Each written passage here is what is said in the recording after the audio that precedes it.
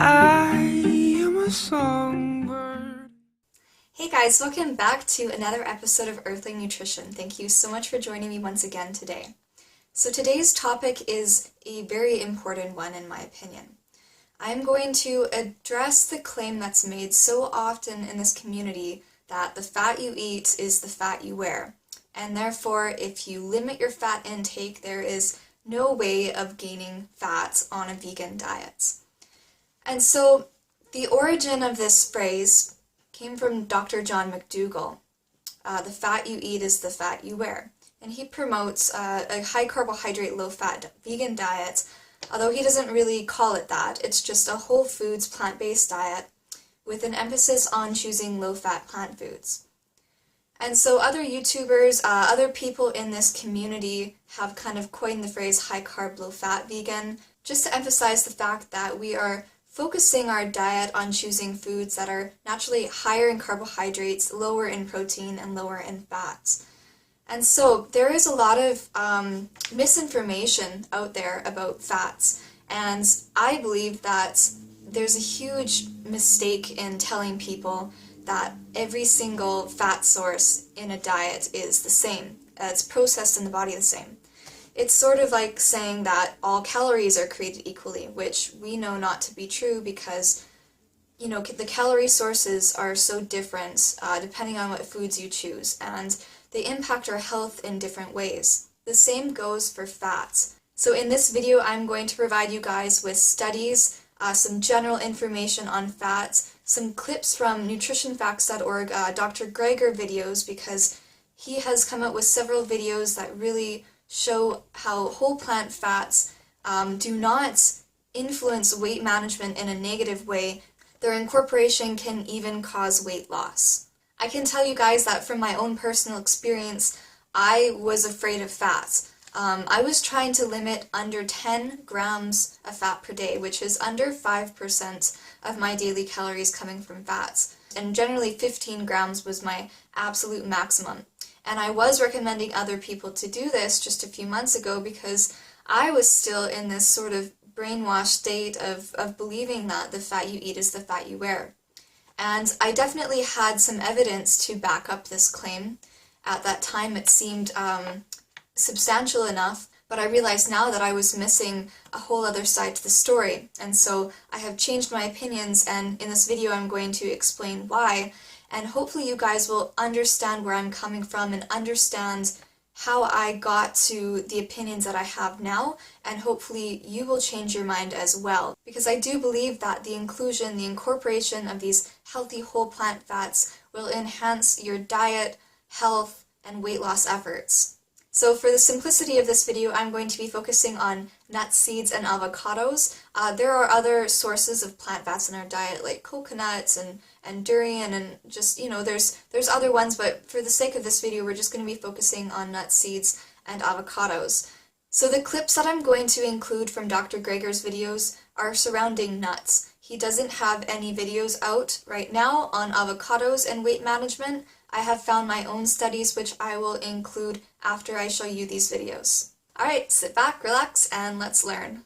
After 6 months of a handful of walnuts a day, they should have gained about 12 pounds, but instead just gained 1, much lower than expected. Okay, what about 2 handfuls of nuts a day for 6 months? 40 to 50 almonds added to their diets every day. That's 320 calories added to their daily diet. They should have gained more than 16 pounds, but instead gained less than 1. The women in the study only gained about 1/4 of a pound. Wait a second, they stuffed their face with 40 to 50 nuts a day for 6 months and only gained 1/4 of a pound? In fact, the weight gain in the study was so small it wasn't even statistically significant, which means it may have just happened by chance. Other studies adding nuts to people's diets showed no weight gain at all. 1 to 2 handfuls of walnuts added to daily diets for 6 weeks, no weight gain. Then they put people on a low-fat diet, and they lost weight. Now, what happens when you add a handful or 2 of walnuts to that low-fat diet? No weight gain. How about 2 to 3 handfuls of nuts? 3/4 of a cup of pecans added to their daily diet for 8 weeks, with 450 calories added to their daily diet, they should have gained about a pound a week, but didn't gain an ounce. That's 25,000 calories vanished into thin air. There's even a study in which adding daily handful of nuts for a month resulted in weight loss. Macadamia nuts this time. What is going on? So far, every single study in which they added nuts to people's diets without trying to restrict calories failed to show the expected weight gain, whether it was just less than predicted, no weight gain at all, or they even lost weight. So this was one of the first videos that Dr. Greger came out with concerning fat in the diet and weight management. So you can see from the studies he's included that the people participating lost fat, maintained their weight, or gained weight but significantly less than was expected.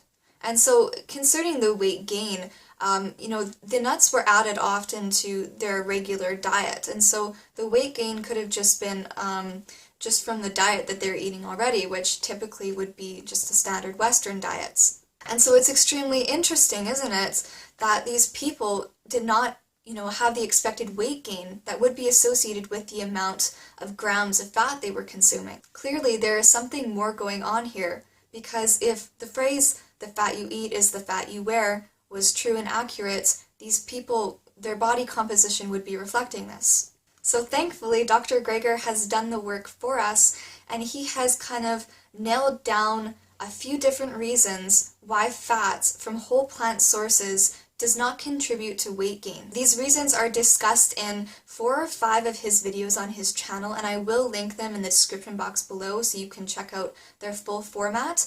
So I'm just going to include some short clips from his videos just so you get a round idea of what he's talking about, and just the explanation of why whole plant fats are not contributing to weight gain. Maybe the reason why 90% of the relevant studies show no weight gain from nut consumption is that nuts are so satisfying, so satiating, so appetite-suppressing that throughout the rest of the day, totally unconsciously, we just eat less. So if researchers add a handful of nuts to our daily diet, totaling 200 calories, and they were just so filling that it displaced 200 calories of something else we would have normally eaten, then that could explain how one can remain in energy balance even though they just added a calorically dense food like nuts to one's daily diet. And hey, if you felt so satisfied you'd unintentionally ended up eating 250 calories less each day, then that could explain why in a few of the nut studies people actually lost weight. Recently, they tested walnuts. They double-blinded the study by disguising the walnuts in a smoothie. The walnut-containing liquid meal contained walnuts, frozen mango, frozen strawberries, banana, frozen berries, and pineapple juice. Sounds good. Whereas the placebo liquid meal contained oil, mango, strawberries, banana, berries, and juice, and 40 drops of walnut flavoring. In fact, they made it so you literally couldn't tell the difference in blind taste tests. And they were made with the exact same number of calories. So if there was nothing special about nuts, then you should feel just as satiated either way. But no. After a few days on the placebo, the walnut-flavored smoothie, people just felt something was missing. Everyone drank their smoothies at breakfast, and then right before lunch, the folks that didn't get the real nuts felt significantly less full, less satiated, even after the no chewing and full fat absorption. So you can see how if you had nuts for breakfast, you may very well unintentionally eat a smaller lunch than you otherwise would, so in this way nuts could actually decrease daily caloric consumption. So the first point that Dr. Greger makes is concerning the dietary compensation theory. And so because nuts are filling because of the fat and fiber, your choices throughout the rest of the day may be affected by those satiating effects. And so you may have a lighter lunch if you've had a breakfast that included peanut butter on toast, or some nuts, or some seeds in a smoothie. Now we're going to look at the second potential reason why people do not gain weight eating nuts. Then there's the fecal excretion theory. Many of the cell walls of chewed almonds, for example, remain intact in the digestive tract. So even though a nut may technically have a certain number of calories in it, maybe they just go out the other end and you don't absorb many of them. Alright, so here we're talking about fecal excretion. And so Dr. Greger mentioned studies that were conducted finding that the fats in almonds was in our feces, in our bowel movements. And so the fat was not being fully absorbed, further lowering the concern of gaining fat from those fat molecules in the food. So the increased stool fat losses may be due in part just to the high fiber content of the nuts, and also because the fat in nuts are enclosed in the cellular membrane, leading to incomplete digestion of their matrices because they're not readily available to our digestive enzymes. And this effect can be further compounded by incomplete mastication. And so when you're chewing nuts, perhaps you're not chewing them into small bits, and so it's even more difficult for your digestive enzymes to break apart and have access to the fats. Alright, we'll move on to the third consideration now. Those on the control diet were burning about 20 grams of fat overnight within their bodies on average. Not bad. That's like burning off 5 pats of butter. But the walnut group, eating the same number of calories, the same amount of fat, same everything, burned more like 31 grams of fat a day, 7 or 8 pats of butter's worth. So the hard-to-crack nut of a mystery appears to have been solved. Of all the calories you eat in nuts, about 70% of them are apparently disappear through dietary compensation mechanisms, 10% are flushed away, and 20% may be lost due to increased fat burn, leaving us with no calories to pack on any pounds, just a whopping load of nutrition, and our risk of dying from heart disease cut in half. So this one was really interesting because a lot of people in this movement will say that fats slow metabolism and fats slow digestion, but we can see from these studies that they actually do the opposite. They're actually increasing our basal metabolic rate because of 2 factors, actually. One of them I didn't include because there was less evidence on, but these are flavonoids and then the protein arginine. And so arginine, Dr. Greger has a video on this as well you can check out. For now, I'm going to just talk about flavonoids because they're the ones that really seem to boost your metabolic rates. So flavonoids are plant metabolites thought to promote antioxidant activity and facilitate cell signaling pathways. So flavonoids exist in a few different plants, but especially nuts. And so we have 3 acting influences here. And it's funny because they all start with F, just like fats, so it's pretty easy to remember. We can remember fiber. Fiber makes us full, and so the dietary compensation theory, that you'd eat less throughout the day if you're consuming nuts. The second is fecal excretion, because some of the fat is ending up in our stools and not being absorbed fully. And then the third one is flavonoids, which are increasing our basal metabolic rate. We're compensating for the extra energy in those nuts by burning more calories altogether. Now, I'd like to emphasize at this point that I'm not saying that just because fats come from plant sources, they have the potential to have these factors acting upon them. For instance, oils are completely different because they lack the fiber, and so they're missing out on the fecal excretion, and they're missing out on, the satiety mechanisms for dietary compensation theory. They're also missing out on some of the flavonoids. I'm not sure the flavonoid content of all plant oils. I'm sure some have more than others, but certainly they are not influencing our basal metabolic rate. They're not increasing our metabolism to the degree that whole plant foods are. So therefore, I do not recommend that you incorporate oils into your diet because they really don't have any nutrition in them. They just have fat calories.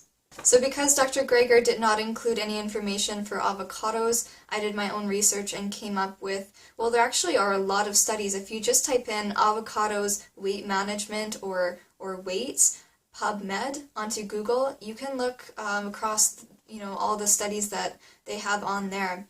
I've included these ones, so I'll put it up on the screen now. So you can pause the video if you want. I'm just going to read what they concluded. The consumption of 200 grams a day of avocado, which is roughly about 1 avocado, it's about 30 grams of fat per day, within an energy-restricted diet does not compromise weight loss when substituted for 30 grams of mixed dietary fats. So So in the study, yeah, they showed that there's no weight gain associated with it. This one was a bit of a meta-analysis. They concluded that there were 8 preliminary clinical studies showing that avocado consumption helps support cardiovascular health. Exploratory studies suggest that avocado may support weight management and healthy aging. There are many meta-analyses that you can look at too. There are correlational studies, epidemiological studies that show that increased avocado consumption is associated with lower weight. But these are correlations, they're not clinical studies, but there are many clinical studies that show that avocados added to diets that are not calorie restricted, that are calorie restricted, whatever, does not have a negative impact on weight, doesn't cause people to gain the fat that's in those whole plant foods. And so diets like 80-10-10 and then raw till 4, which is 95-5, are considered low fat diets and perhaps too low to meet our daily requirements. What are our daily requirements? I have this recommendation from the World Health Organization that suggests 15% to ensure adequate consumption of total energy, essential fatty acids, and fat-soluble vitamins for most individuals, 20% for women of reproductive age, and adults with a BMI of less than 18.5, especially in developing countries in which dietary fat may be important to achieve adequate energy intake in malnourished populations. And the maximum total fat intake is 30 to 35%, which is drastically more than 5% maximum, which raw till 4 promotes. I get, a little frustrated with that because although it is possible to get omega-3 fatty acids from foods that are not,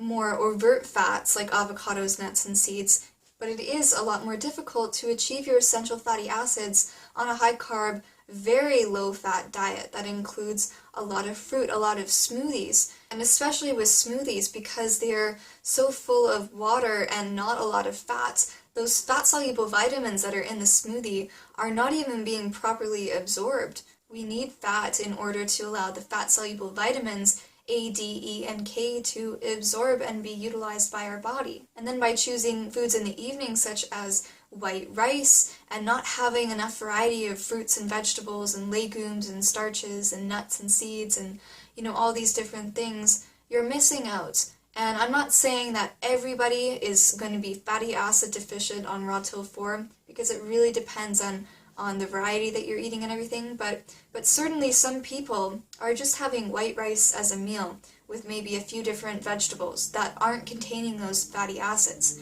Their diet is so low in fat that they're finding their skin is dry and their hair is brittle and they're just not feeling good.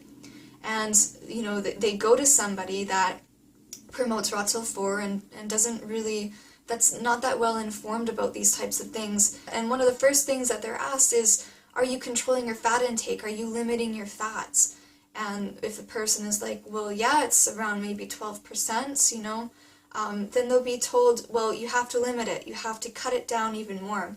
And their problems just become further exacerbated. And so my own personal experience, this is, not clinical evidence, this is an anecdotal report, but I started to include more fats when I started to learn about this stuff, and I have only noticed positive benefits. My skin is looking so much better. I used to have extremely dry, cracked, and bleeding hands because of how dry my skin was.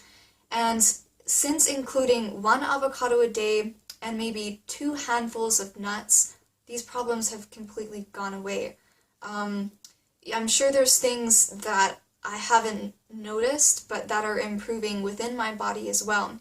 And so I really would suggest that you start to incorporate whole plant fats into your diets and see how you feel. You should not have this irrational fear of macronutrients just because someone says that the fat you eat is the fat you wear.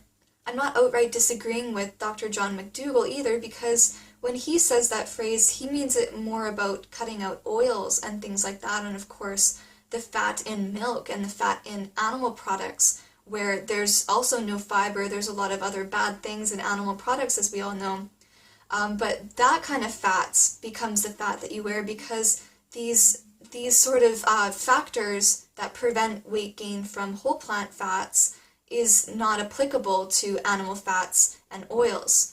When someone like Durian Rider says that the fat you eat is the fat you wear, he means all fats. He excludes avocados, nuts, and seeds because he lumps in those types of fats with, what I mentioned before, just the animal products and oils. I will be discussing in future videos the differences between the types of fats as well, because it completely matters as well whether something is a saturated fat, a trans fat, monounsaturated, polyunsaturated. They're all very different and they're processed differently. They have different potentials in our body to do a whole whack of different things. So what are the next steps? I'd like you guys to check out the videos that I've linked in the description box by Dr. Greger, so you can get kind of the full videos and all the information he includes. You also can look up, nuts and weight gain, PubMed on Google. Same with avocados, just so you can kind of skim through the studies and see for yourself. You can start to include some whole plant fats into your diet to experiment for yourself and see how you feel.